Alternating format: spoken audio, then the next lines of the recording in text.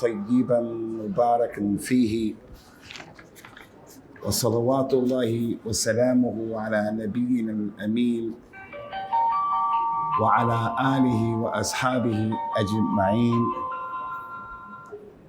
أما بعد. The topic that has been given to me, suggested, is a topic, as they say, topic of the hour.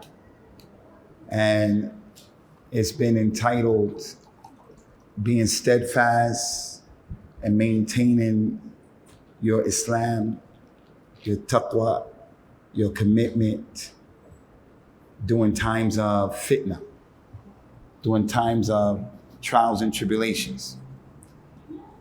The scholars of Islam have literally written books about this issue. And Imam Ibn Kathir, the famous scholar who has one of the most well-known tafsir of Ibn Kathir, he has other books, important books. One of those books is Kitab al-Malahi wal-Fitan, the book that tells you about the trials and tribulations that are going to come and how to deal with them. So the Prophet ﷺ is truly Rasulullah Haqqa. And one of the many proofs of that is that he prophesies the time that we're living in right now as if he's living with us. Now is not the time to give all of those examples, but anytime a person has low iman for whatever reason, and that's what's going to happen. That's the sunnah of Allah. Your iman is going to go back and forth, up and down. Right now, we're sitting right now. Your iman right now is not like it is when you fast the month of Ramadan. When we start fasting the month of Ramadan, we feel like we're better Muslims. Those of you who perform Hajj or Umrah, after performing Hajj or Umrah, your iman right now is not like that. A person who's dealing with a problem and it's a big fitna for him. Someone died, someone's going to die, he lost his job, there's a big fitna. He becomes humble, and his dua to Allah in that situation is not like the dua that he makes when everything is cookie crunch and everything is okay. So our iman fluctuates and it goes up and down. Abu Bakr and Hamdallah met the Prophet ﷺ, and they said to him, Ya Rasulullah, whenever we sit with you, like in the masjid right now, whenever we sit with you, we feel strong in our iman when we hear you talk and you're educating us. But when we leave you and we go to work and we go with our families and we tend to our crop and our animals, our iman comes down. He said, هكذا الإيمان ساعة بعد الساعة. He said, iman is like that. It's up like this and it goes like that. He said, if you were to keep the same level of iman that you have when you're with me, you'll be able to shake the hands of the malaika. The human beings, you're not going to shake the hands of the malaika. The malaika have been described in the Quran, لا يعصون الله ما أمرهم ويفعلون ما يؤمرون. Those angels do not disobey Allah in what He tells them to do, and they do exactly what He tells them, because they don't have a free will. The angel that is responsible for blowing the horn, that's why he was created. He wasn't created for anything else. He has to do the worship, the ibadah of blowing the horn. Prophet Muhammad said that he's looking up at the Arsh of Allah and he won't blink his eyes out of fear that he'll be ordered, blow the horn now while he's blinking. So he's in a perpetual state of obeying Allah, waiting for the order to blow the first horn. Whereas Bani Adam, it's not like that. Bani Adam prays Fajr and sometimes he doesn't pray Fajr. Bani Adam does this, he does that. So the point is, the talk today, how do we remain steadfast in times of fitna? So certain times of fitna, I want to share a very important point. The Prophet said about this time to his companions, sallallahu alaihi wasallam, يأتي على الناس القابض فيهم على دينه كالقابض على الجمر. The time is going to come. It's not during our time, the companions. He said the time is going to come in the future where the one who wants to hold on to his religion will be like the one who is holding on to a burning piece of coal. If she wants to wear proper hijab, she's going to have trouble. People in her environment, especially like Jamaica. If a lady wears niqab here in Jamaica, some people are open-minded and enlightened, and they'll say, democracy, you do your own thing. But a lot of people will look at that and say, what are you doing? You a ninja, you crazy, isn't it hot? And it's not even their business. What are you worrying about that for? I'm not asking you about your issue. So if a woman wanted to dress properly in this environment, and many other environments, even in the Muslim world, it's tough. So if she doesn't surround herself with other people of like mind, if she doesn't have a husband, a support system, a community where people are growing in Islam, and more people are dressing like that, the more people are practicing the religion, the more people come to the masjid, the more people will support, it becomes easier for us. The less people there are, especially for young people, are easily influenced. Young people smoke cigarettes, they smoke weed, they get high, they have boyfriends and girlfriends, many of them because of peer pressure. Doesn't make any sense for anybody to smoke cigarettes. Because when you pick up that cigarette and you start smoking it, it hurts your chest. You have to keep doing it, and then your body says, okay, if you insist, I'll get used to it. So the kid will start smoking cigarettes just because everybody else is doing it. Peer pressure.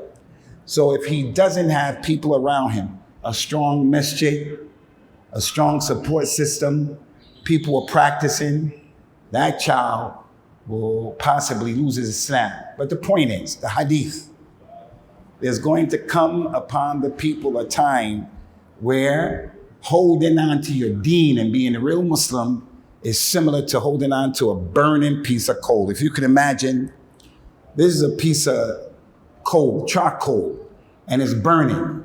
I gotta hold on to it because if I let it go, it's gonna fall and get wet.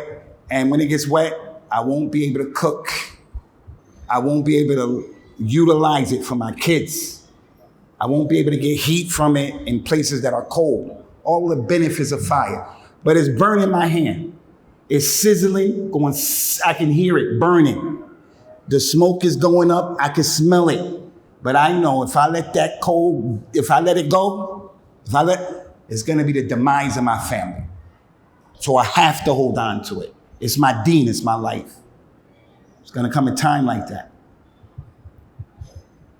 So that's a prophecy of the Nabi letting us know this is a tough time to be a Muslim. So I think we have to be a bit more understanding towards each other, a bit more helpful because there's nobody here who's perfect.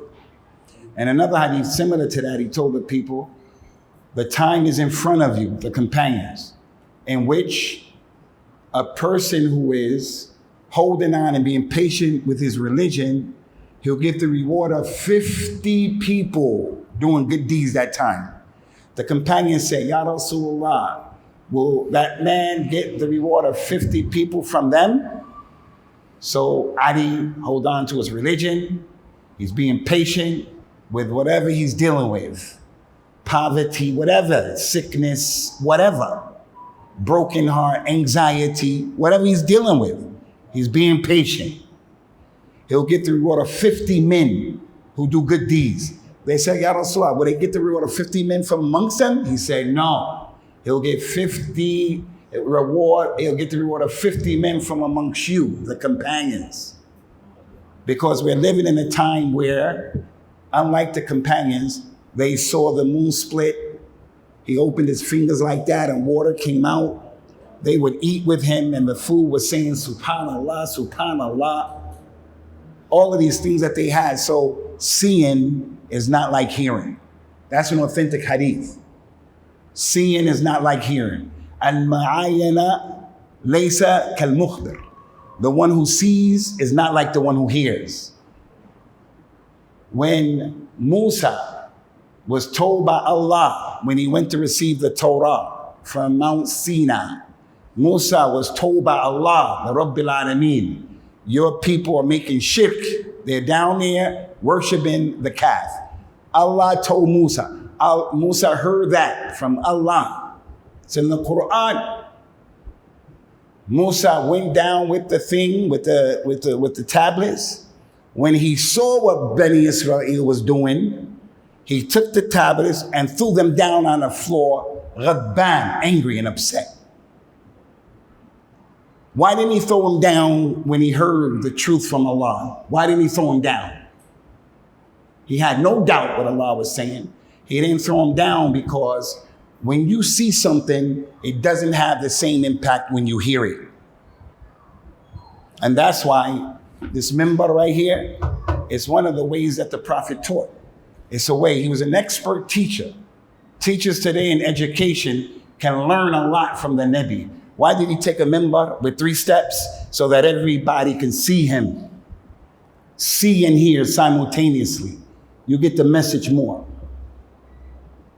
So those companions, they saw things, miracles, to strengthen their iman. We also have miracles. The biggest one is with us. The biggest Quran is the miracle. But the things they saw, it increased them.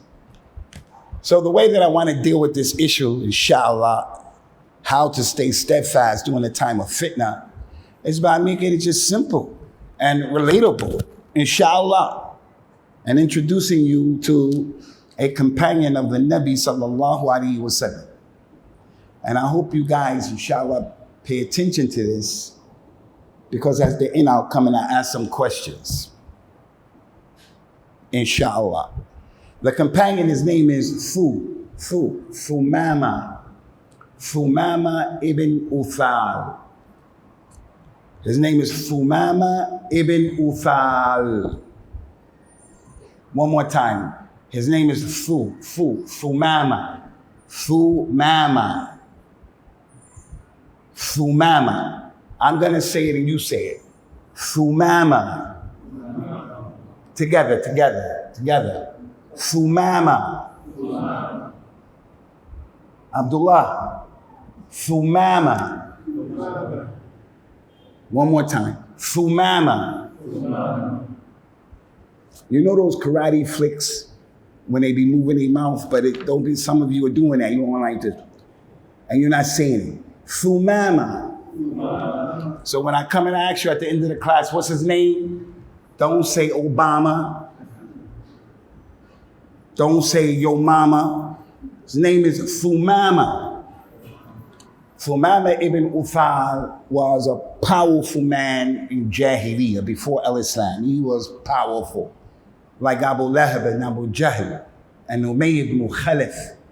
He was the leader of a tribe called Bani Hanif.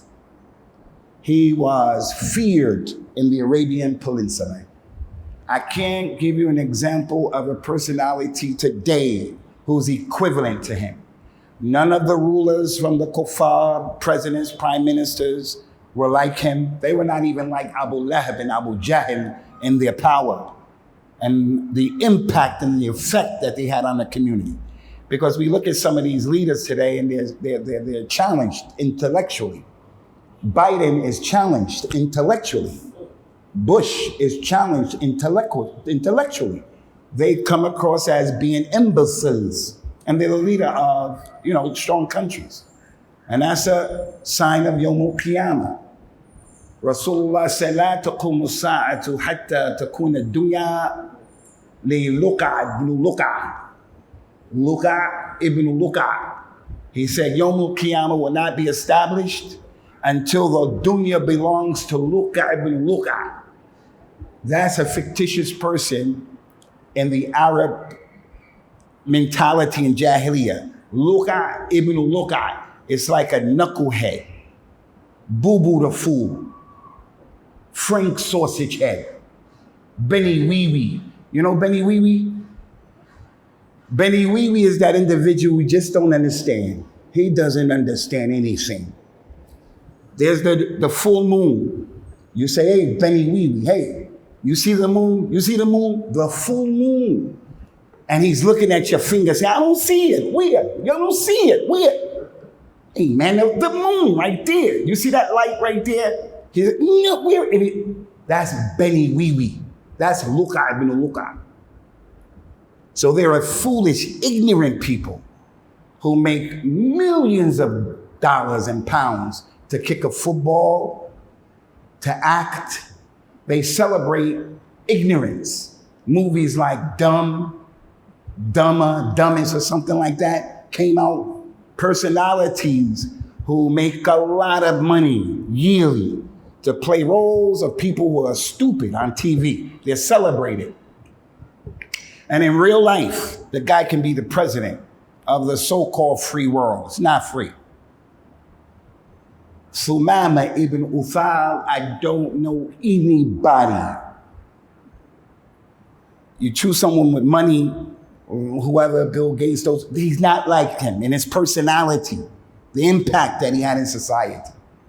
You look at Mike Tyson, strong people, no one I can think of in popular culture today. This man was the man. And he was the leader of Bani Hanif. What he used to do was he used to terrorize his community. Anyone from his tribe that accepted Islam, he would tell everybody to come out, tie him up to 4 horses, each limb, make the horses run off in all directions. Take off his extremities, all 4 of them. And then he would pull his body and drag his body over burning coals until he died. And everybody had to watch. And you better come, because he would take names. And if you didn't come, you better have an excuse, because he'll do you the same way. He wanted people not to accept Islam. And it worked. His people didn't accept Islam. They were scared of that man. He was a criminal, like some of the criminals of today, from the Muslims and non-Muslims. The Muslim parents are not really practicing, or they don't know much about Islam, and the child is learning Islam, and they give him a hard time. They don't want him to practice. But anyway, this is the point. This man, Thumamah, went one day to perform Umrah in Jahiliyyah as a kafir. He went to perform Umrah as a kafir because they believed in Allah. They used to go and make tawaf around the Kaaba, all that stuff. Rasulullah sallallahu alayhi wa sallam was in Medina at that time. And it was from his sunnah is that he would send young men and tell them, go out to the outskirts of Medina and protect the city. Be lookouts, which is the dalil and the proof that we have to tie our camels and we have to take precautions and you have to put your seatbelt on. And when you're gonna marry a sister, for an example, she's gonna marry a man and they have a background of Jahiliyyah, you should go get tested. Don't throw caution to the wind. The Muslim is the person who he takes precautions and doesn't say, I'm gonna rely on Allah, and he throws caution to the wind. That's not our religion. Rasulullah say, you, go on the outskirts. Any possible threat, you deal with it. That was their job, and that's jihad, fi sabilillah. So when Thumamah was traveling, Rasulullah's regiment that was out there, sallallahu alaihi wasallam, saw him and they caught him on his way to Mecca. They tied him up and they brought him to Al-Medina. When they started coming with him, Rasulullah saw this situation. He said to the companions outside, do you know who you have there? They said, Allah and his messenger know best. He said, that's Thumamah ibn Uthal, the leader of Bani Hanif. He was notorious for his terrorist activities.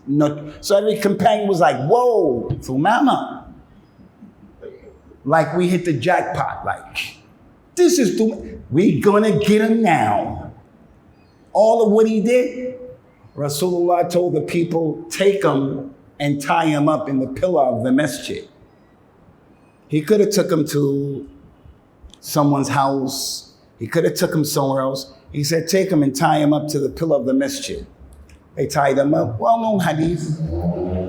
The Prophet ﷺ went home, told his family, prepare something for Thumamah. All they had was goat's milk. That's it.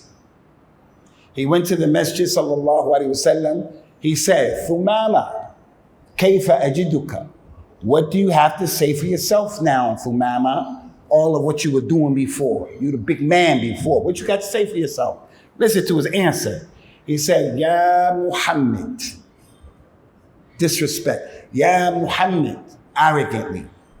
In taqtulni taqtul dha damin. If you kill me, you would have killed someone who was important. And if you let me go, you'll let me go and I'll be grateful, thankful.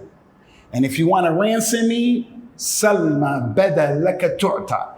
As for any amount, I'll give it to you. Without saying another word, the Prophet left them. And he said to the companions, Fi Thumamah. Someone brought him the milk, and Thumamah drank it in one gulp and licked his lips, and that was it. He didn't drink it the way the Muslim drinks, a few sips, rest a little and breathe. One gulp. They gave him another one. They gave him another one. They gave him another one. They gave him 7 in a row. Rasulullah didn't say anything else. He went home. Thumamah is in the masjid right now. All that day, he went through the 5 prayers. And in that masjid, he saw the people sitting like you sitting. Some people over there sitting together, learning the Quran. Some people over there praying. Some people over there doing this. Women over there learning. He saw love, respect between the Muslims. It was tranquil. It was cool. There was no drama. Something that wasn't known in the Arabian Peninsula because they had drama, like in Jamaica, like in Brooklyn, New York, where we come from, is drama in our communities. First night, I slept here Monday night. I woke up Tuesday. I heard pow, pow, pow, pow. I knew that sound. I didn't think for 1 second that was a car backfiring. I said to the one in the house, they letting off shots. He said, yeah. And then they showed me where it was coming from. That was the thing in Jahiliyyah, drama.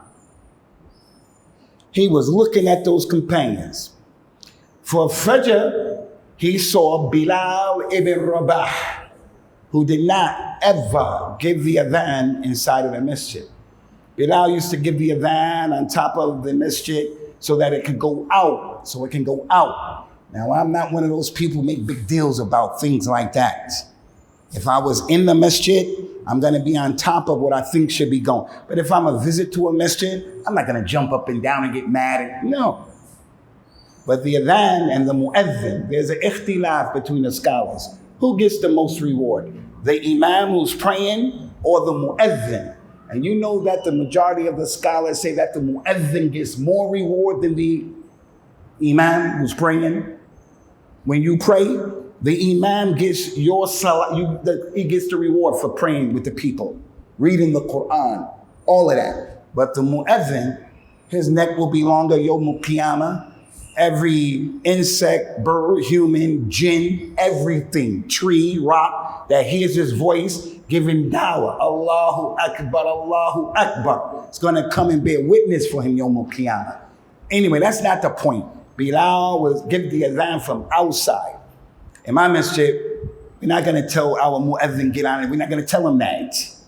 Go get on top of the roof, man, and do the sunnah. We tell him, give the adhan at the door so that the creation can hear it. Even the non-Muslim will come yawmul qiyamah and bear witness.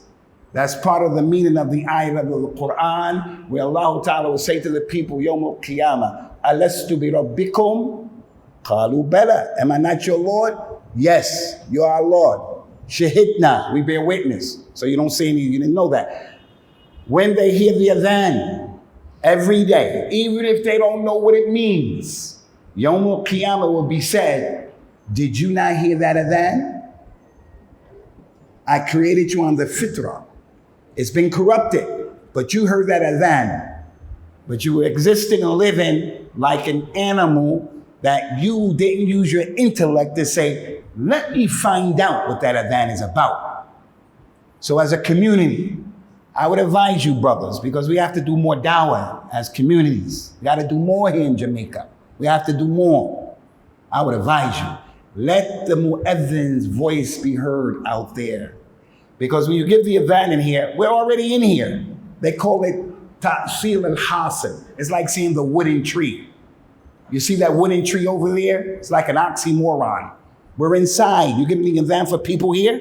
You're giving the adhan for people out there. Anyway, Thumamah saw Bilal, a man of color, Ethiopia, get on that thing early in the morning, saying Allahu Akbar, Allahu Akbar. And he's sitting there, Thumamah. Thumamah in his mind is probably saying, you know, if that man was with our people in Beni Hanif, making this noise while we're sleeping early in the morning, he'll be done. But that wasn't the response of the companions in Medina. Thumamah saw them come into the masjid in droves. And then they each would be praying their 2 rak'ahs or whatever. And then it was the sunnah of the Nabi that when it was time to pray, he just didn't say Allahu Akbar. He looked at the line and he said, straighten out your lines. And he said a number of things. He said, if you don't straighten your lines, your hearts will be divided. And he sent Umar down that line and Bilal down that line. And if you were too far up or too far back, they would take you. Bilal would say, come up, go back. Thumamah would look at that and say, if that black man would have touched one of us Arabs, we would have did away with him. But that wasn't the response of the companions, the leaders of Quraysh from Mecca who were there, the leaders of the Arabs of Medina. They just did what Bilal said and did what Umar said. You can understand Umar, but Bilal, they didn't have that racism amongst themselves. They were brothers. The next day, the Prophet came, sallallahu alaihi wasallam. He said, Thumamah, what's your situation? What you have to say now? He said, like I told you yesterday, Muhammad, if you kill me, you kill someone who is important. If you free me, I'll be appreciative. If you want money, ask whatever your price is. He didn't say another word. He didn't tell him the 5 arkan of Islam, the 6 arkan of Iman. He didn't tell him any of that. Who Allah, he didn't tell him any of that. He said, Fi Thumamah. They brought him the milk. He drank it, they saw it quick, they gave him another one, another 7. He left him there all day, and Thumamah is looking at you, the companions. The 3rd day, what's your situation, Thumamah? Like I told you, Muhammad, 2 days I told you the same thing. And he told him, Rasulullah said, untie Thumamah and let him go. Now listen to this.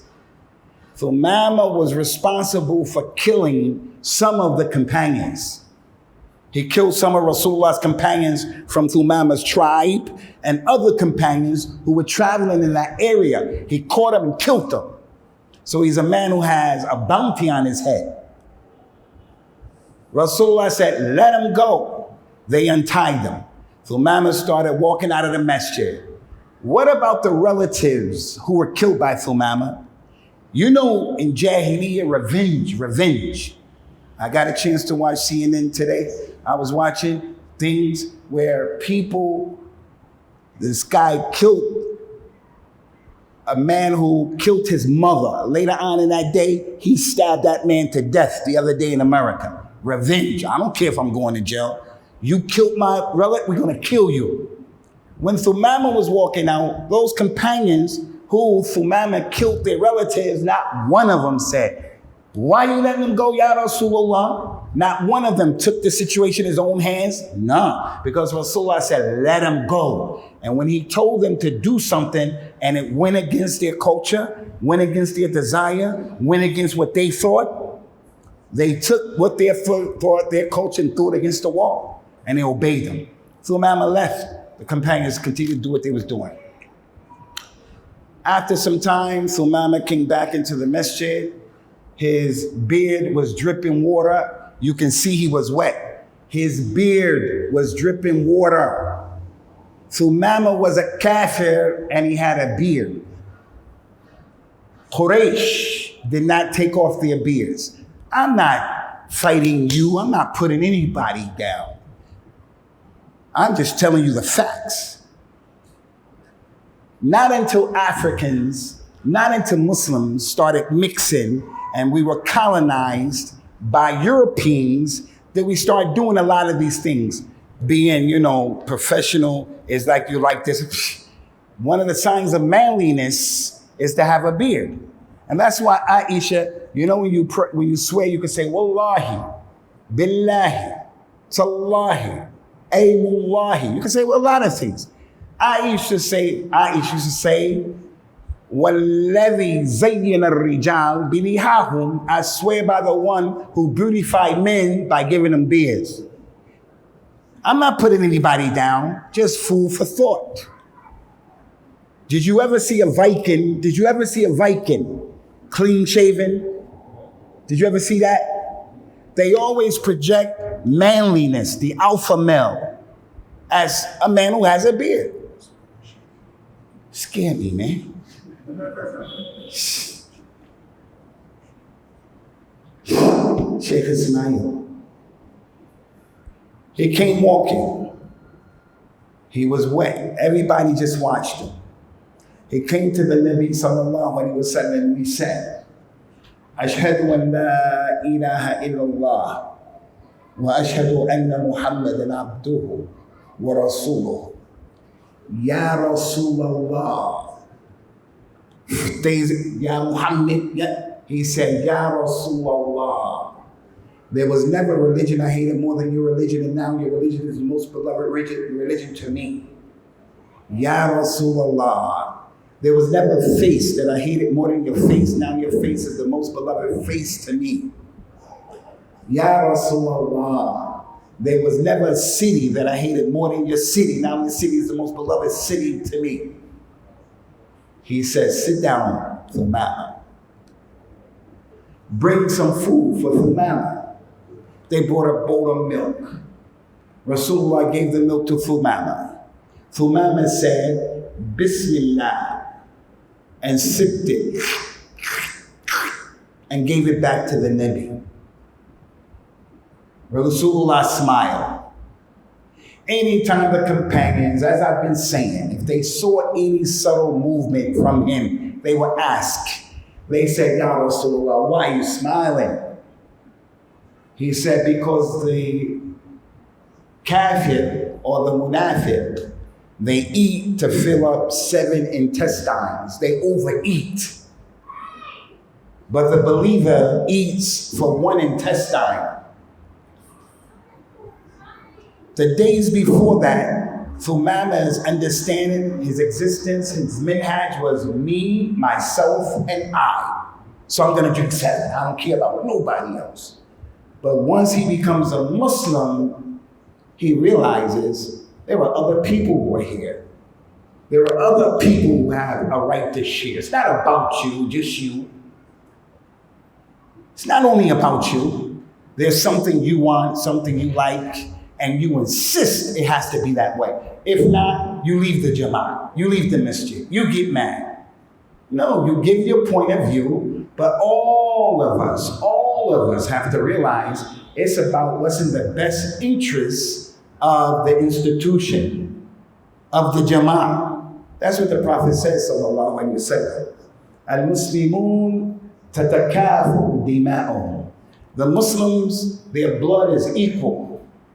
So if you can imagine, we are on a boat, a ship, like those big cargo ships out in the Caribbean Ocean. We're all on that ship, all of us. and that ship is sailing and it's about to sink. It's going to sink. Too much cargo, too heavy. We have to lighten the load. Some people say, okay, let's throw the elderly off the boat because they 70, 80. They don't have any years to live, Allah knows best. Let's throw them off the boat. Someone else said, nah, let's throw the babies off, the youngsters. Let's throw them off because they're forgiven. Can we throw Zayd off the boat? Let's throw. They go straight to Jannah. Others say, no, let's throw the women off the boat. We get another wife, let's throw them off. In Islam, none of that. We all live together or we all sink together. Nobody's blood is more important than the next man here. Nobody. The scholar, he's not like everyone. The elderly is not like everyone, but no one's blood is more important than anyone else's blood here. Arab blood is not more important. Our blood, African, Nigerian, not more important. Indian, no one's blood. But you have Muslims walking around believing their blood is more important. And may Allah have rahmah upon Malcolm X. That's an iconic African-American individual who helped me to come to Islam reading his autobiography. I still remember his story, and he was an extreme racist, as those of you who are in the nation know. Extreme racist. The white man is a devil. That's a real racist. Put aside the psychology behind that. They put us down. We're going to say, no, you the devil. We're the Asiatic black man. That's racism. Malcolm X, when he went to Mina, he said, I was in Mina in a tent with all kind of people, white people from Albania, everybody was there. When it was time to go to sleep, he said, people started snoring. He said, at that moment, I realized the universality of Islam, and that you can't tell by the snore of a man, he's white, he's black, he's this, he's that. Everybody's snoring the same way. Everybody's bleeding in the same way. His blood. Thumamah, radiallahu anhu, sat down and he said, Ya Rasulullah, I was on my way to perform Umrah when my brothers from your cavalry caught me. Should I continue my Umrah? He said, yes. You should continue. You were kafir and you were meaning to do a good thing. Now you're a Muslim. That same good thing, go ahead and do it.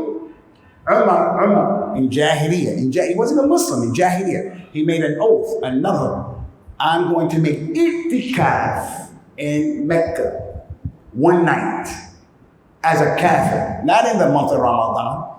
There's no Ramadan to them. He said, I'm going to make i'tikaf one night for Allah. And he was a mushrik one night. He became a Muslim. Ya Rasulullah, I took an oath to do i'tikaf in Jahiliyyah. He said, fulfill your oath. So when you make oaths to Allah, serious, that's why you shouldn't make oaths. Oh Allah, if you save her, I'll do this. Don't do that. But if you do it, you have to go through with it. They gave salams, Thumamah parted. When he went to Mecca, the news already preceded him to Mecca that Thumamah became a Muslim. That was way back then, over 1,400 years ago. No CNN, false propaganda, like now, what they say about people is it preceded him. When he arrived in Mecca, Abu Lahab, Abu Jahl, the leaders of Mecca, they stepped to him like the society, the powers to be. They put pressure on you. They want to make you scared. See if you're a punk. See if you really believe. See if you're one of those Muslims who just profess. We heard you have changed the religion of your forefathers, our forefathers. Thumamah didn't start tap dancing, doing the Bojangles, apologizing. Yes, master. Yes, he didn't do that. As a man, he said, I didn't change anything of my forefathers, Ibrahim and Ismail. I'm on the religion of Muhammad. And wallahi, I won't send you people of Quraysh one grain, not one grain, that I always send you with our agreement. I send you grain from Beni Hanif, you give me money. I'm not going to send you one grain unless Rasulullah allows me. He was strong. Some of the young people from the Kuffar of Quraysh, Ikrimah ibn Abi Sufyan, he became a Muslim. His father became a Muslim, but in Jahiliyyah. Some of the young people, like in our masjid right now, Abdullah, the medic, some of the young people from Quraysh, they saw Thumamah going around the Kaaba doing Umrah. They came and they prepared to shoot Thumamah. You're not gonna look over our dead body. You think you're going around the Kaaba and put egg in our face? That ain't gonna happen. Those young people went to get him. The elders of the Kuffar of Quraysh stepped in and said, what are you doing? That's Thumamah ibn Uthal, the leader of Bani Hanif. If you kill him, Quraysh is done. Bani Hanif is gonna come and deal with us once and for all. That man wasn't a joke, brother. He had a posse. He had a crew that would come down and decimate Quraysh. So he was allowed to make Umrah. Listen, trivia question. Who was the first Muslim to make tawaf around the Kaaba? Thumamah ibn Uthal. He did it before Rasulullah. He did it before the companions. He was the first one to do it. Who was the first Muslim woman who died as a shaheeda? Sumayya. Abdul Ghani. Abdul Jalil. Where's the other old head? Abdul Jalil. Abdul Jalil. Abdul Jalil, Abdul Jalil, Abdul Jalil, Abdul Jalil. AJ, Abdul Jalil. Those are trivia questions you ask your children. Those are trivia questions you ask people to learn together. Thumamah finished his tawaf, his umrah, everything. He went home and he fulfilled his promise, his threat. He stopped sinning them. And then there was a drought in the Arabian Peninsula. The crops died. People were starving like Marvin. They were starving, dying. Quraysh contacted Rasulullah in Medina. Ya Muhammad, order Thumamah to lift the embargo. That was one of the many things that happened from Rasulullah's wisdom. The decisions and choices that he made, one after another, they started manifesting and Islam became stronger from strength to strength. Rasulullah said, Thumamah, send them the food. When Thumamah sent the food, some of Quraysh said, Ashhadu an la ilaha illallah. What kind of religion is this? He's our enemy. We did this. He doesn't like us. And he listens to Muhammad and he's giving us life by sending the food. What kind of religion? What kind of man? This was Rasulullah consistently showing Quraysh his akhlaq. How he dealt with people who were his enemies. There was a man who Rasulullah was traveling with his companions and he went to go to sleep. He took off his sword and tied it to a tree and he fell asleep. That man was an enemy of Islam. He came and took the sword off and unsheathed it and put it to Rasulullah's neck, who was on his back, incapacitated. He opened his eyes. The man said, Ya Muhammad, who's going to save you from me? Rasulullah said, Allah, Allah, Allah. And the sword fell. Rasulullah grabbed it and turned it on him and said, who's going to save you from me? The man said, Ya Muhammad, take it easy. I don't want no trouble. Take it easy. Rasulullah said, do you bear witness la ilaha illallah? He said, no, but I won't fight you anymore. I won't fight you. Rasulullah said, okay, you can go. Okay, you can go. That man went back and told his people what happened. Some of them accepted Islam. So everybody sitting here has someone who done wrong to them. Everybody here, but we can't get over it. It's hard to get over.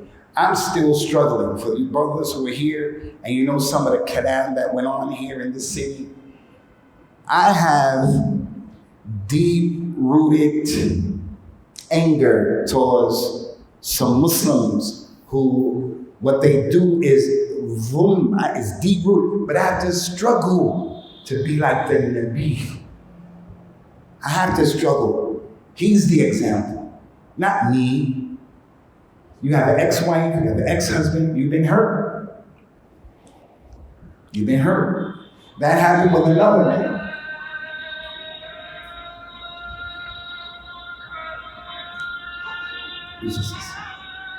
Sheikh Ismail. There was another man this happened to, that Rasulullah could have killed him. He let him go. He promised Rasulullah, he promised the Nabi sallallahu alaihi wasallam that he would not fight him again. He let him go. But he fought Rasulullah again. And Rasulullah caught that man a second time, the same man, the second time. The man said, "Oh Muhammad, let me go." Rasulullah said something to us that's very important for the second man. He said, "La yuldihu mu'min min hufra wahidatin marratain." He said, "No, I'm not letting you go, because the believer is not stung from the same hole twice. Don't fall for the okie-doke twice. If you get stung once, he ripped you off, played a game, you made a decision, it turned out negative for you. Don't get stung from that same hole twice. If you do, something's wrong with you. First time they say something, first time shy, second time, how'd that go?" There's a saying that they say, if it happens the first time, once bitten, did this thing. You always know all of those things, man, mashallah. The believer doesn't get stung twice. I got married to a brother and I didn't do any investigation about him. And it ended in divorce and tragedy. He beat me up, this, that. And then I'm getting married to another brother, and all I could think of was, oh, I'm in love. No, you got to find out about the dude. Learn from what happened. Learn from what happened. So the Rasul was balanced. He let one person go, and the other one didn't let him go, because he did it twice. Rasulullah was not a sucker, sallallahu alaihi wasallam. Anyway, Ikhwani, that's the hadith that I'm going to share with you guys today. And now, very quickly, I'm going to take from this hadith some benefits that are connected to all our lives. These hadiths and the stories of the Quran, they're not there just so that we can just sit and enjoy the story. That's part of it.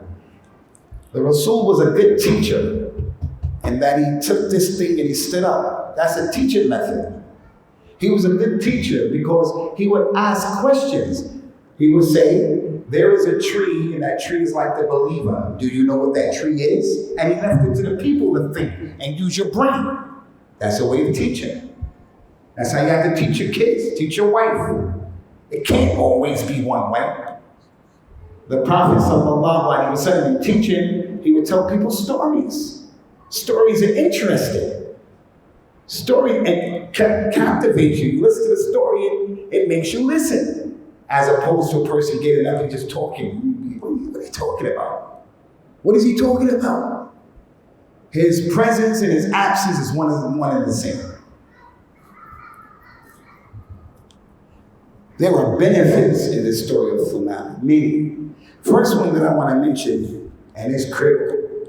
The story of Thumamah goes to show al-aqwal wal-af'al. Al-af'al ablagu min al-aqwal. Remember this. Actions speak louder than words. Words are important, but actions speak louder than words. In order to become a Muslim, you have to make the shahada with your tongue. That shows words are important. They said, Rasulullah, tell me something that I can ask you or no one else. He said, say, I believe, and then be upright, show it, be about it. So I love my mother, who's a non-Muslim. I love my mother.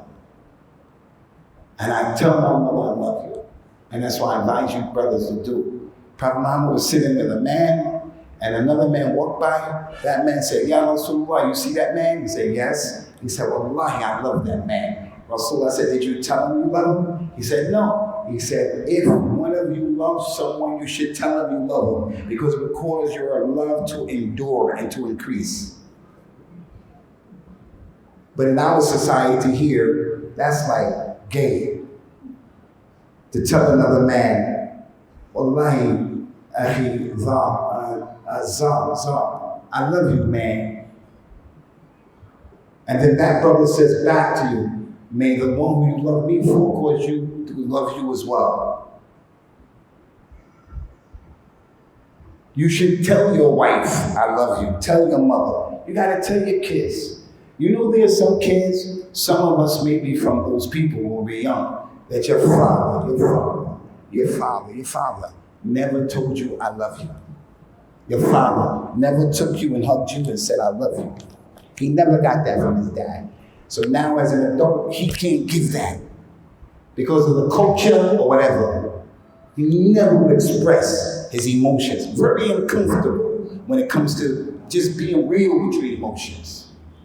It's not easy, especially if you don't know about it. And we, black people, us, it's not only us, every group of people got their issues, every group of people. But we got peculiar issues. And one of those issues that we have is coming to grips with emotions, man.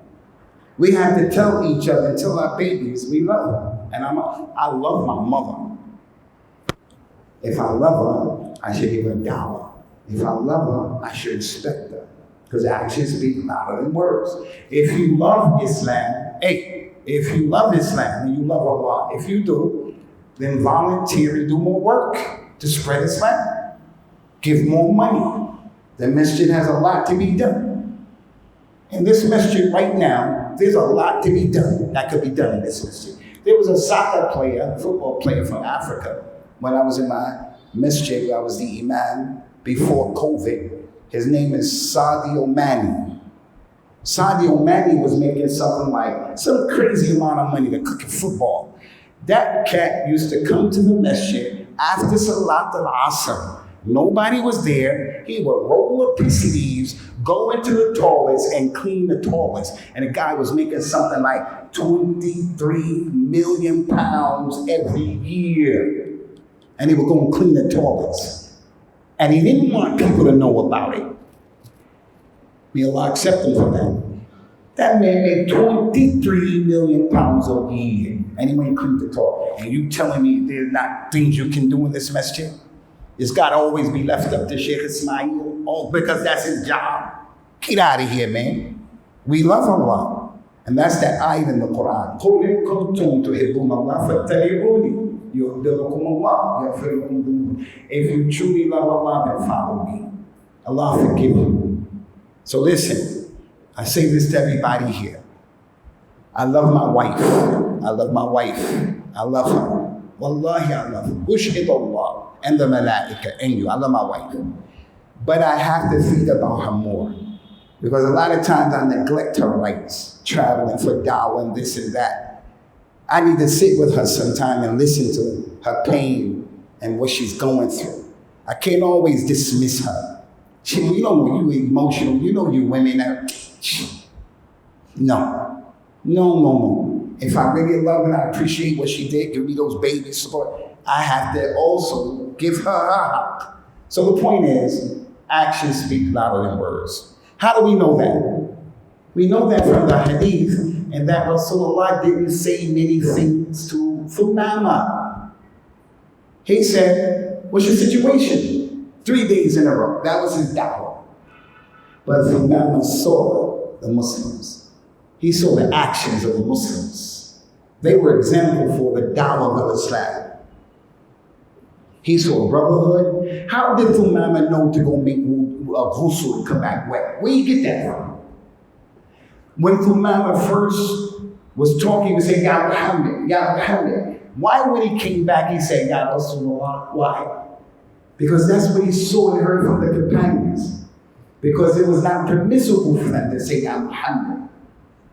Allah said in the Quran to the companion, to us, to the companions, لا تجعلوا دعاء الرسول بينكم كدعاء بعضكم بعضا. You Muslims do not call the Prophet the way you call each other. Ya Sheikh Mustafa, Ya Akhi Abdullah, Ya Sulaiman, Ya Abdullah, Ya Abdul Halim, Abdul Alim. We could call each other that. You can't call him that. You have to call him Ya Rasulullah, Ya Nabi Allah, Ya Habibullah. You have to address him in words of respect. And that's what Thumamah saw. So he automatically did it. Oh, Ya Rasulullah, my brothers from your cavalry caught me. Just like that, they're his brothers. Because actions speak louder than words. We, during this time, are people of kalam. This is the time of a lot of kalam. And kalam is important, but actions speak. But before I go to the next point, I want to say to all of you, Muslims in this masjid, people who are from this country, let our actions reflect what we're saying. يا أيها الذين آمنوا لما تقولون ما لا تفعلون كبر مقتا عند الله أن تقولوا ما لا تفعلون. Oh, you believe, why do you say that which you don't do? It is a bad thing in the sight of Allah to say what you don't do. Everybody here is responsible for doing. You love Allah, come to the masjid. You love Allah, take care of the masjid. Let's move on. From the benefits of this hadith that we should bring to the table is the fact that you shouldn't have ghulu in your religion. Ghulu with a ghayn, ghayr al-maghdubi, ghulu, not ghulu. I'm going to say it, you're going to say it. Ghulu. Picture it, Ghaloo. Ghayn, lam, wa. Ghulu. Thumamah. Ghulu. Thumamah. Ghulu. Your mama.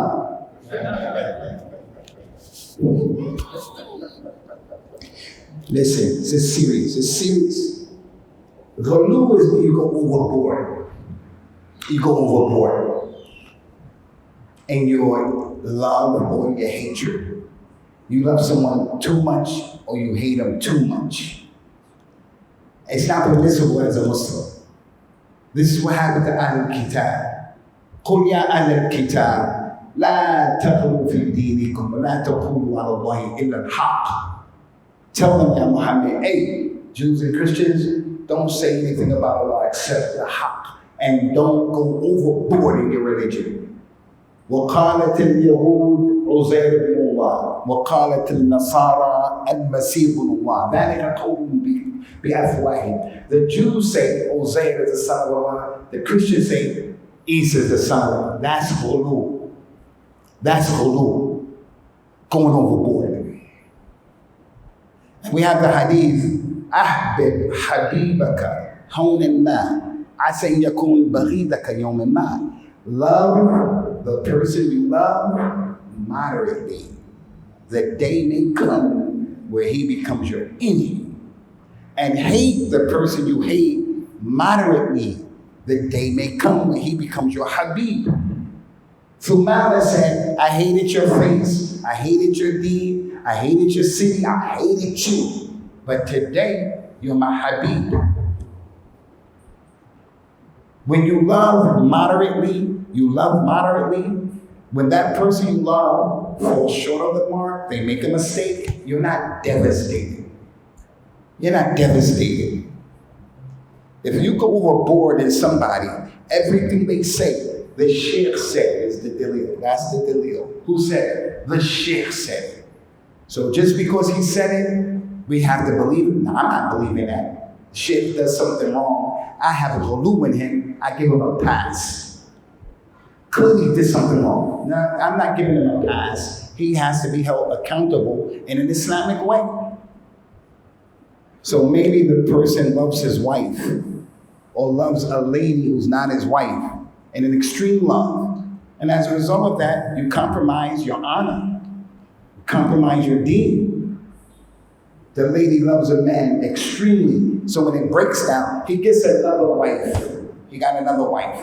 She loves him, for real, she loves him. He gets another wife. She takes poison and kills herself. No, for her to live another day is always in her best interest. What are you doing killing yourself for that? She loves him so much, he's breaking her ribs 1 week, next week knocking out her eye socket, next week stomping her in the marketplace, and she's still, why are you sticking with him? I love him. Nah. You have to love people moderately. Even your child, you have to love moderately. Prophet Muhammad said about children, Al-walid muhzanatun muhkilatun mujbana. The child will cause a person to be stingy. The child will cause a person to be a coward. The child will cause a person to be sad. Your child does something, breaks your heart. Not practicing the religion, got pregnant out of wedlock, did some madness in the community. Break your heart, man. When they get sick, you become sad. Any misfortune, that's your baby, man. And the child will make you a coward. We gotta go to make jihad, man. We gotta go make jihad and defend this religion, defend this masjid. But I ain't going nowhere because I may get killed. I gotta take care of my kid. They ain't killing me, so you don't go. The child will make you cheap, stingy. I'm not giving money. I gotta give money to my kid. And that's why those ayats. إِنَّمَا أَمْوَالَكُمْ وَأَوْلَادُكُمْ فِتْنَةٌ فَاحْذَرُوهُ. Your money and your children are fitna to you. Your money and your children are fitna. So Thumamah, he was over here extreme, and then he came back to the middle. And there are many examples of that, but I just will suffice it to say, we pray and we ask Allah every day, Ihdina siratal mustaqim. Make us in the middle in all of our affairs. Not too far to the right, not too far to the left. Last two that I want to mention, and there are many. The last two benefits from this hadith. This is really important. This hadith shows us the importance of hikmah in dawah and in dealing with people. Hikmah, being wise, making wise decisions, and not being a person with knee-jerk reaction. A person who's just, you're hot-headed, like Sonny from The Godfather. It's gonna happen bad results from that. Hot-headed. Men, the elders. That's why the Prophet said, Al-baraka ma'akabirikum. The blessings are with the elders. Look at Ikrimah, the youngsters. The youngsters was ready to shoot Thumamah. And there would have been repercussions because young people are like that. You preceded him in Islam. You have 25 Ramadans that you fasted, 30 Ramadans, 40 Ramadans that you fasted. He's a rework last year, 2 months ago, 3 months, 2 years ago. And then he's going to come and he's on the sunnah, mashallah. And he's going to talk to you like you are 2-year-old. You may not can quote the Quran just like him, but there's no substitute for experience, man. No substitute. I came with the Oxford University. You've been in Oxford and you graduated and you're number one. But this guy, this doctor, this specialist, he's been on that job for 35, 40 years. He knows what you don't know, that experience. Al-baraka ma'akabirikum. I would advise this community, Sheikh Mustafa, you guys should get, like we had in Africa, a circle of chiefs, 6, 7, like a shura, call it what you want. People who will sit down and make decisions. Someone wants to get a second wife, and he's young, he has to take that to the council of chiefs. And he sits with the council of chiefs. And they advise him, say, we don't think you should do that. And make our youngsters feel a sense of pressure that, yo man, you are part of this community. You gotta listen. You have to pay attention. You ain't out there cowboy doing your own thing, because he's gonna destroy himself. We shouldn't be existing like this. Everybody here is an amir, doing your own thing. Islam is not like that. Hikmah. Why did Rasulullah tie Thumamah up to the thing in the masjid? Because he knows Thumamah is a leader in the temple. He's a thinker. Not like most of the people are sheep they follow. Thumamah is a thinker. He's a leader. Rasulullah knew his personality. Tied him up in the masjid. Let him look at the masjid. Look at the hikmah. And look how it came and benefited Islam later on. The embargo, people accepted Islam, and then Thumamah became one of the champions of Islam. So, if you get an opportunity to interact with the politicians, for example, rich people, we don't interact with them on the back foot, scared, looking for crumbs, nor do we interact with them being rough, arrogant, and crazy. We interact with them with wisdom. We deal with them because it's going to benefit the community down the line when the right people are doing it. When the apologetic chumps who have no backbone do it, it's going to be a trouble. We don't want them people always dancing and doing the bojangles. We don't want you doing that. We want you to interact and to, represent us in our cause. The leadership of the community has to be like that. Hikmah. Allah said in the Quran, "Yu'til hikmata man yasha, wa man yu'tal hikmah faqad utiya khayran kaseera." Allah gives hikmah to whoever He wants to give it to, and whoever has been given hikmah has been given a lot of good. Has been given a lot of good. Hikmah. Before we move on to the last one, inshallah, I just want to give you the definition of hikmah. They translate hikmah as being what? What's hikmah?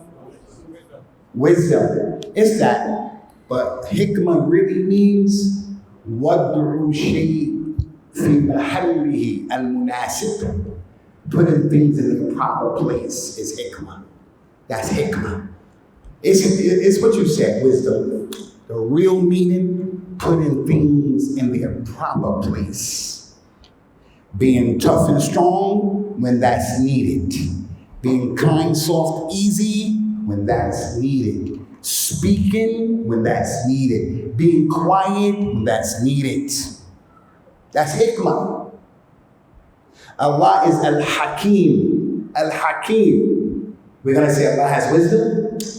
Al-Hakim means Allah knew and knows where and what to do. When Allah allowed the man to have 4 wives, that's hikmah. When Allah gave this rule, halal, haram, that's hikmah. So, my wife is barren. She doesn't have any children. She doesn't have any children. She won't get pregnant. I can't say, woe is me. Why are you doing that to me, Allah? What? Because Allah knows what He's doing when He didn't give you children. When you didn't get the job yet, Allah knows what He's doing. Never be a person who has a problem with the qadr, when things happen to you. Allah knows what He's doing. He puts everything in the right place. Hikmah. The highest level of hikmah, there are different levels of hikmah. Highest level of hikmah is putting your worship to Allah. Worshiping Allah. If you worship Jesus, Uzair, money, this is not hikmah. If you take someone's money and you misappropriate, you're not putting things in the right place. Hikmah is treating the Muslim as a Muslim, treating your mother and your father as a mother and your father. The opposite of hikmah is dhulm. Dhulm is oppression. Dhulm is putting things in the wrong place, taking someone's money. That's dhulm. Worshipping other than Allah, and you put it somewhere else. And that's why Allah in the Surah Luqman, Allah Ta'ala said, "Inna shirk la zulmun azim." Shirk is a great oppression. Last thing we want to mention, Ikhwani, is this, and we're done. Listen, when Thumamah went to Mecca, and Thumamah said to Quraysh, "I am not going to see you any more grain from Bani Hanif until Rasulullah allows me."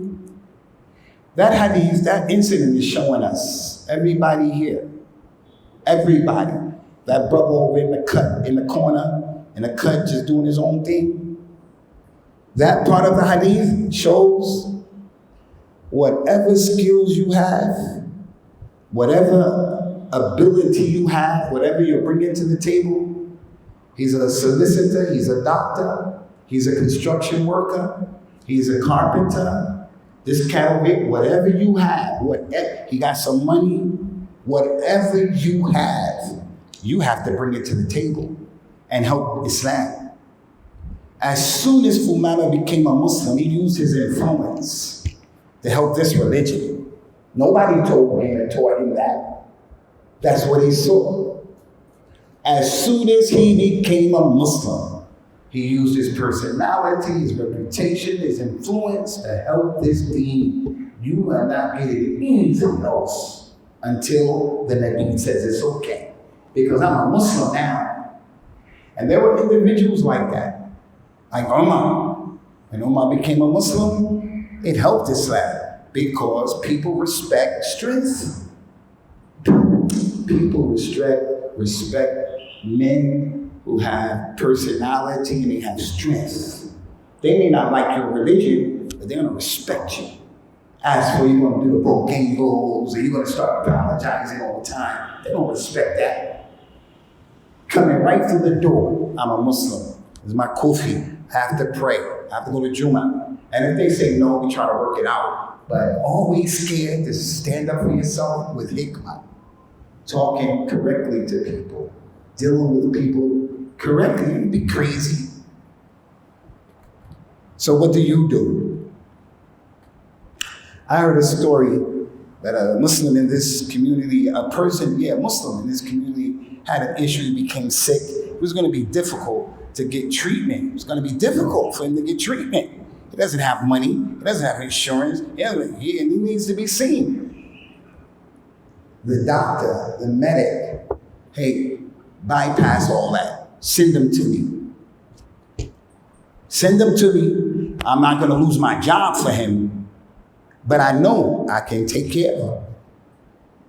That's what Thumamah did. So what we do, and I've observed this since I've been here, I'm not putting anybody down. There's a hadith that says, "Al-mu'min mir'atu mu'min." The believer is a mirror to his brother. They give each other nasiha. So you tell me, Abu, this, that, I tell you about yourself. You tell me, I'm not putting you down. This is an observation that I made since I've been here.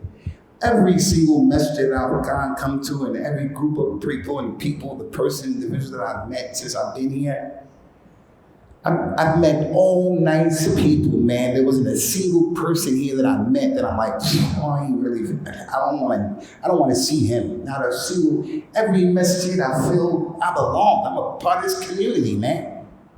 But I see not enough work is being done and spread out amongst the community.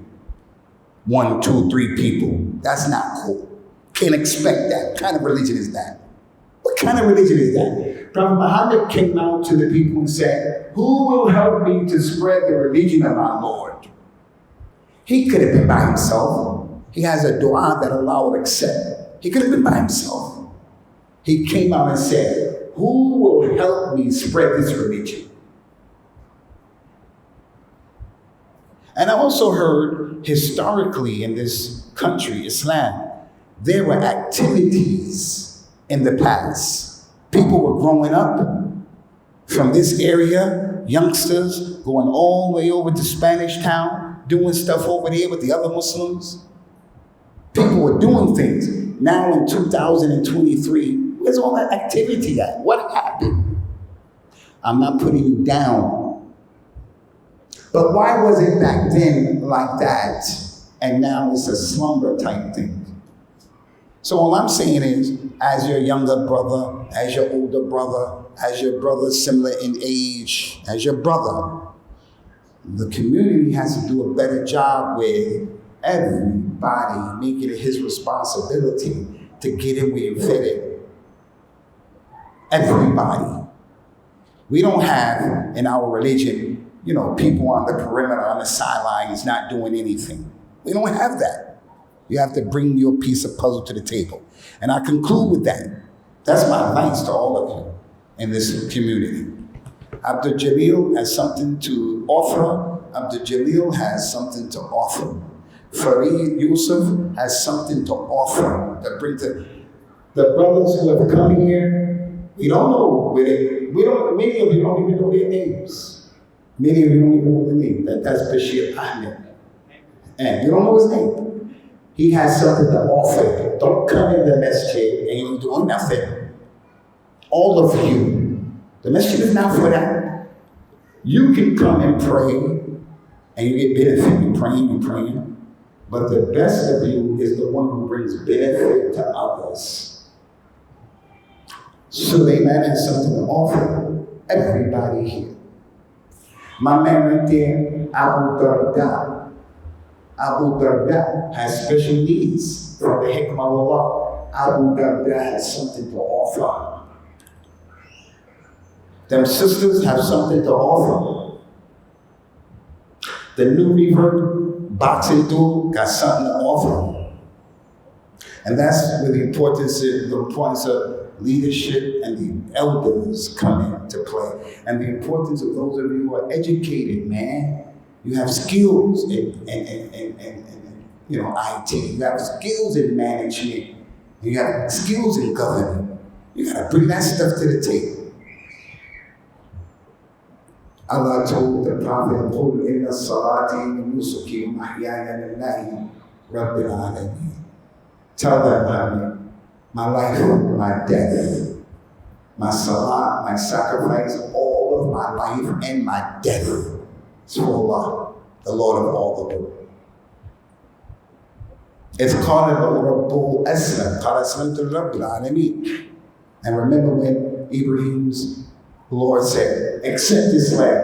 Ibrahim said, I submit to the Lord of all the world. What is submit? What is Islam? And I'm done. What is Islam?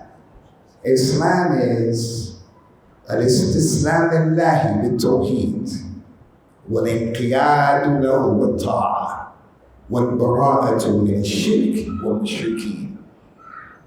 Islam is submitting to Allah with tawheed. Submitting to Allah. He's the only one I worship. No shirk. I don't show off. I'm sorry for other than Him. I'm not scared of anybody but Him.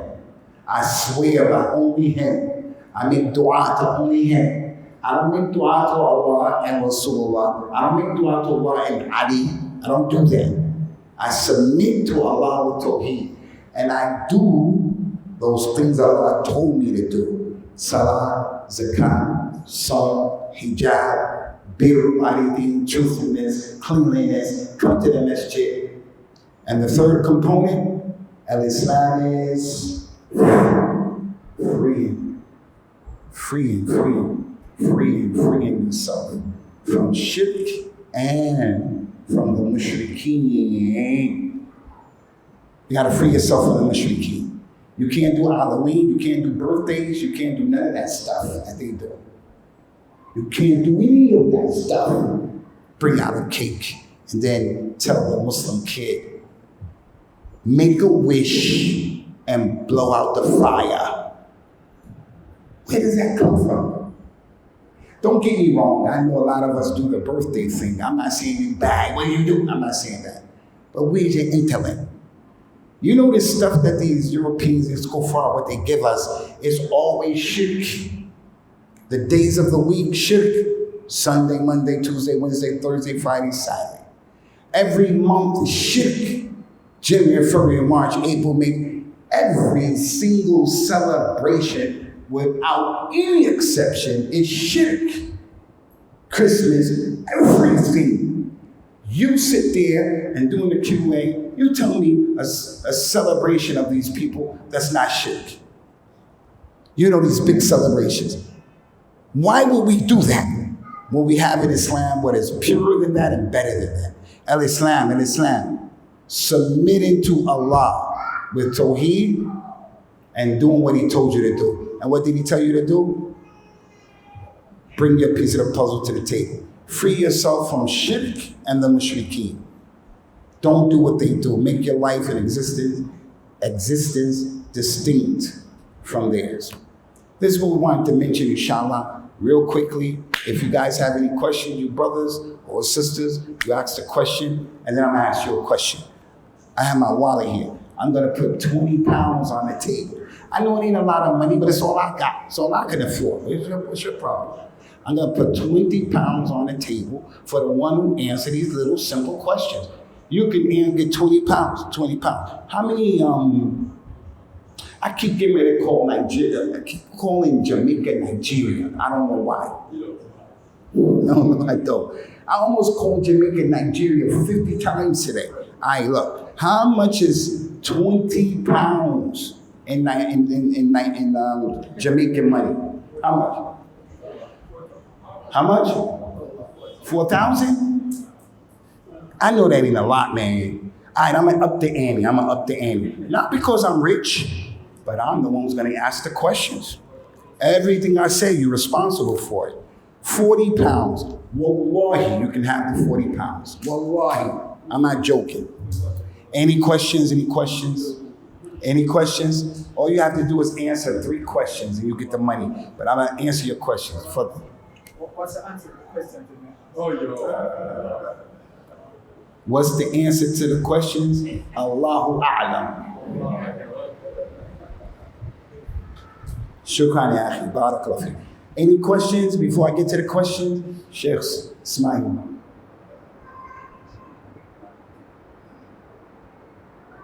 This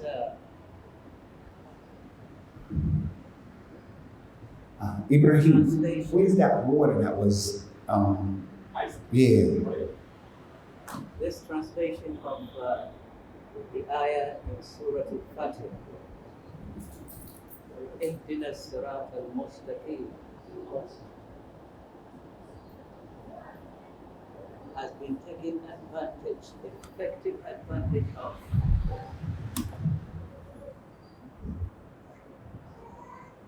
In Africa. Ihdina Sirat al-Mustaqim. And it has always been in my mind to see if I can translate it as guide us along the straight way instead of guide us to the straight path. The Sheikh is making a point. Ihdina Sirat al-Mustaqim. Guide us to the straight way. What's the best translation? Should it be translated, guide us to the straight way or guide us upon the straight way? Okay.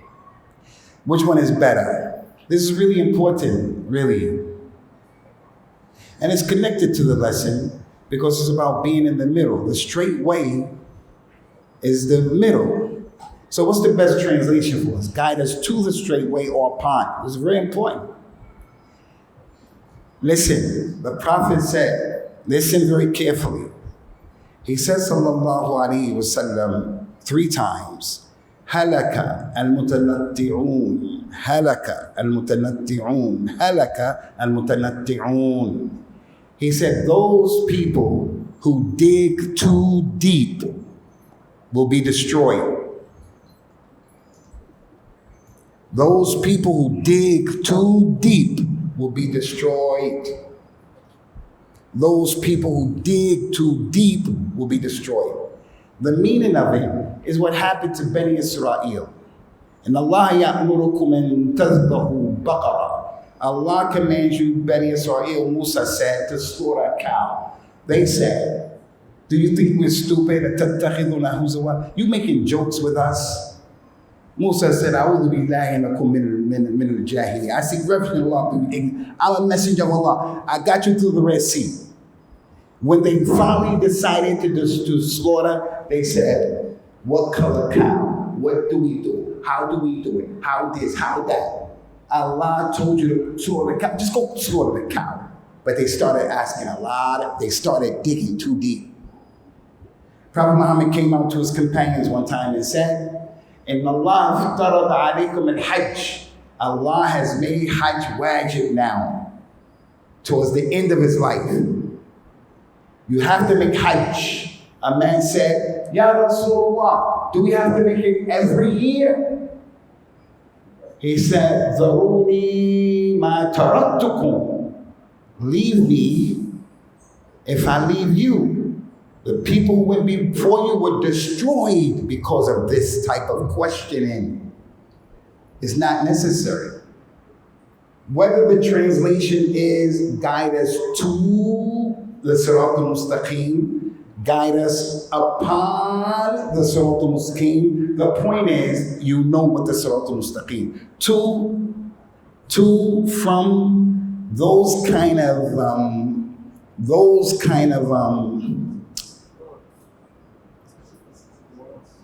what they call it again, semantics, that is not really important as long as you understand what the point.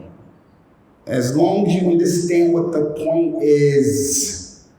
I'll give you an example. A salah of al-Jum'ah is wajib. The salah for Jum'ah is fard. It's wajib, it's an obligation. It's fard, it's compulsory. And the two brothers is gonna say, it's wajib. No, it's fard. It's wajib. No, it's fard. It's wajib. No. And they just go back and forth. And wajib and fard are synonyms. They mean the same thing. Don't argue over that. And that's why the scholars of Islam, to protect the intellect of the Muslims, they said, La mushaha fi mustalahat. There should be no argumentation in these kind of issues. You shouldn't be arguing. Guide us to the sirat that is straight. Guide us upon it. For the most part, it means the same thing. And even if there is a small difference in the English, it doesn't have anything to do with the price of peanuts. We're going to come back to you, Sheikh. We just want to get through because I got to ask questions. Anybody else have? We're going to come back to you. Anybody else have a question? Anybody else have a question? Okay. Anybody else have a question? Huh? A ta'liq? It's from English. You mentioned, in your talk, you mentioned the opposite of hikmah, good. I think a more appropriate opposite would be jihad or jihad. And the opposite of good would be adl. What's the opposite of zulm? Jihad. The opposite of hikmah is jihad. In the same way, jihad was first referred to as adl. Then the Messenger called it the opposite of that.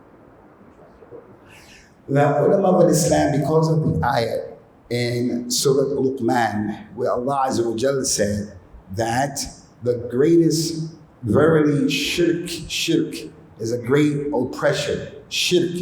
And what is shirk? Shirk is to misappropriate your worship with Allah, to worship someone else or something other than Allah. That's oppression. Why? That's zulm, is wrong. Why? Because you put it in the wrong way, put it in the wrong place. You put your worship in the wrong place. It's in the wrong place. Allah called it zulm. And when you put, as I mentioned, As the scholar said, al-hikmah. Al-hikmah is the opposite of it is what? Jahl. Then Allah is al-hakim. Allah is al-hakim because He puts everything right there. The opposite of jahl is ilm. Al-alim. Allah is al-alim. Allah is al-alim. So the opposite of jahl is ilm. Al-alim. Hikmah is a kind of knowledge. Hikmah is a kind of. Abu Jahl, who was Abu Hakam, this is the Prophet's way of not necessarily saying this is the total, complete opposite of what his name is. So saying you're not wise, you're Abu Jahl, you're not Abu Wisdom. So wisdom is a part of knowledge. But we're going to look at that ayat, that zulm, shirk is zulm. Why is shirk zulm? You put it in the wrong place. So we can always go further, gather this up, what scholars said about it, and it's an easy thing. Because that point of view and saying what you said, I can see it. I can see why it's being said. There's room for that. But the emphasis is now in this setting, the emphasis is don't put things in the wrong place. That's all. Okay, we're going to ask the questions now. 3 questions. Who wants to be the first one? Who wants to get to 40 pounds? I'm going to ask you 3 questions. Just put your hands up randomly if you want to get to 40 pounds. Good job, Abdullah. I like that. You got nothing to lose. You got nothing to lose. And you try and get married Sunday. Abdullah, this is yours, wallahi. 3 questions. First question. What was the first hadith I used in this class? Huh? You're right and you're looking, man. You still didn't get it right. What was the first hadith? Huh? He's not going to get the 40 pounds. Oh. That just gives you an idea what kind of question. You think I'm just going to give you 40 pounds, man? You know how hard I work. Do you see me sweating here right now, brother? Who wants to put his hand up? My brother. What's your name? Rafiq. What did he say? Huh? He wasn't here.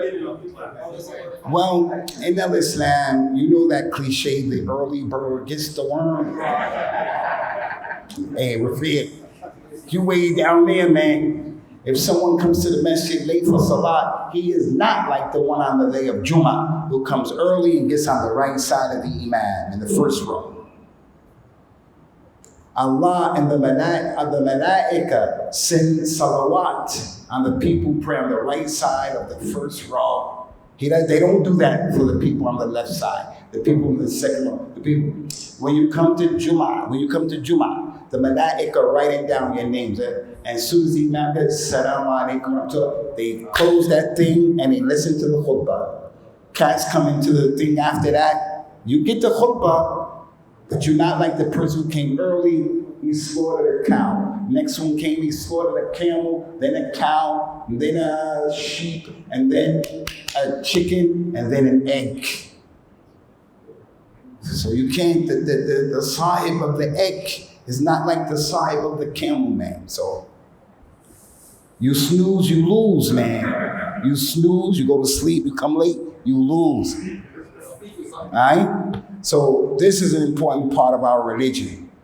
السابقون الأولون من المهاجرين والأنصار, the vanguard of Islam, the first Muslims, the companions. Allah is pleased with them, and Allah is pleased with those who follow them.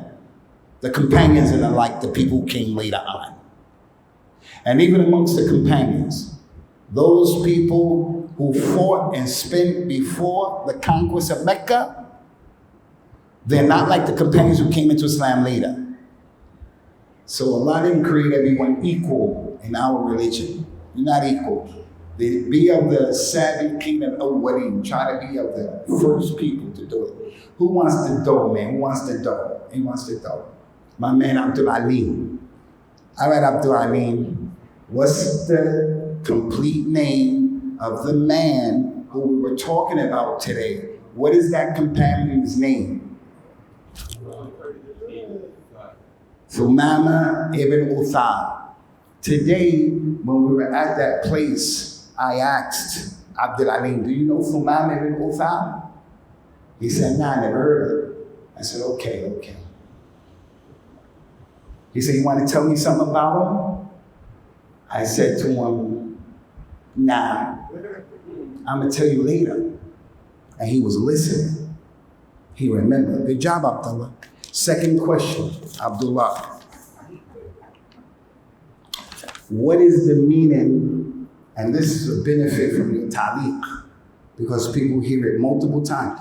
What is the meaning of hikmah, and what is the opposite of hikmah?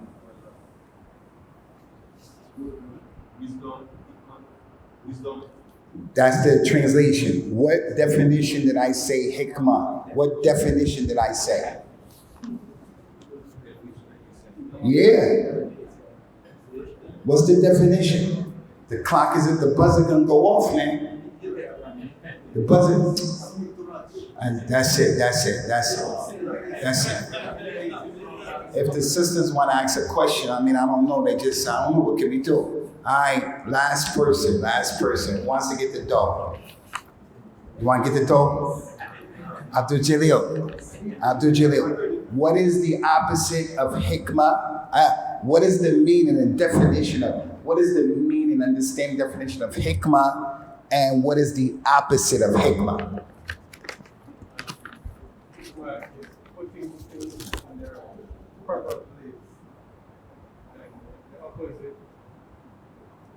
In Arabic, the opposite of hikmah is vum. Good job. All right, 2 more questions. All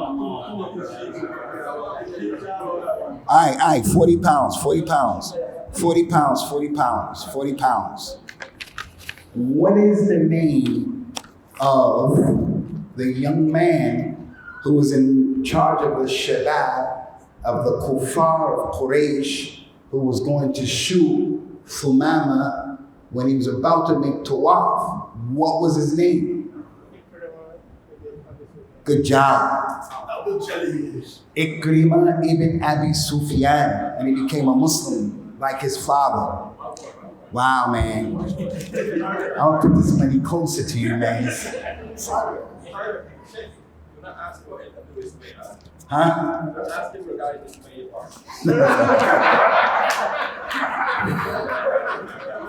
All right. Last question for Abdul Jalil. What was the 4th hadith we mentioned in this class? What? You don't be a hater. Don't be haters. Didn't I not say you're responsible for everything I said? I'm not asking something outside the doors. You think I just want to come and give you my money? And I said, Wallahi, I will give you this money because we have to be serious students.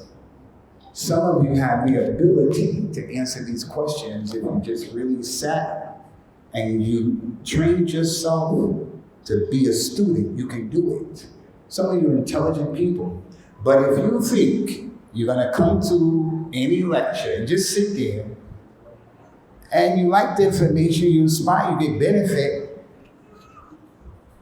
but it's going to go in your ear and come out. That's the nature of Binyat. That's why as a teacher, Prophet Muhammad said, sallallahu alaihi wasallam, a proof of the fiqh of the khatib, a proof that he knows what he's doing, is when he has knowledge, is when his khutbah is short and the salat is long.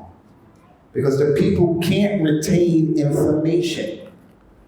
So if he gets up there, when I became a Muslim with brothers from the American Muslim Mission, I was a brand spanking new Muslim. I just got out of the pen. I came to the masjid. The imam would give the khutbah on Friday. While he was talking, people in the audience were saying, preach, brother, imam, teach. bring it home, bring it home. And I'm sitting there saying, wow, what's going on here? And the man would give the khutbah for an hour and 45 minutes and 2 hours. And the reason for that was they were transitioning. As time went on, those khutbahs got shorter and people started to learn what's correct. So what I was saying, preach, Brother Imam, that was from the nation, and that's what they were doing as they were developing.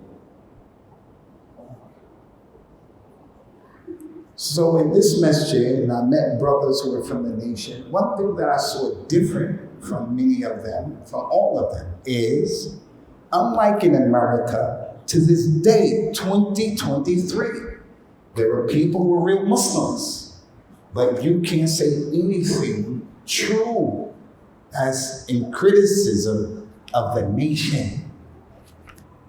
The hadith of Thumamah teaches you, when you become a Muslim, as soon as you become a Muslim, you have to submit to this religion, to Allah. You love what He loves, you hate what He hates. That's the religion. And I'm going to tell you that in a nice way, but I'm going to tell you. I'm not going to come as a younger person and disrespect you and say, you don't love Allah, you love Elijah. I'm not going to, because that's disrespectful for me to talk to you like that. But I have to give you a wake-up call. I'm not going to placate it.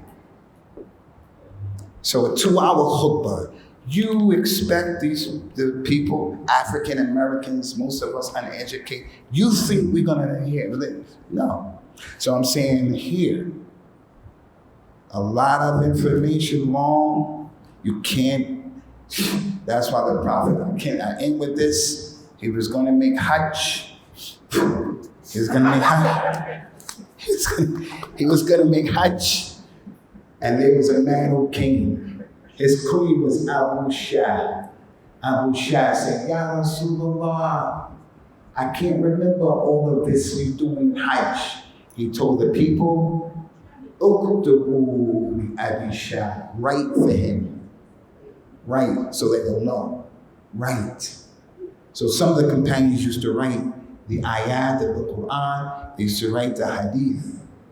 One Bedouin came, he said, Ya Rasulullah, all of these dua that you make, all of these long dua, I can't remember all of that. I can't remember all of this stuff. Sayyid al-Istighfar, Azkar al-Dina, there's a lot of dua. Coming in the house, going out of the house, coming in the I can't remember all of that. He said, then what do you do when you make dua? He said, I say, Subhanallah, Alhamdulillah, La ilaha illallah, Allahu Akbar. That's what I said. Rasulullah said, Hawlahu udallan.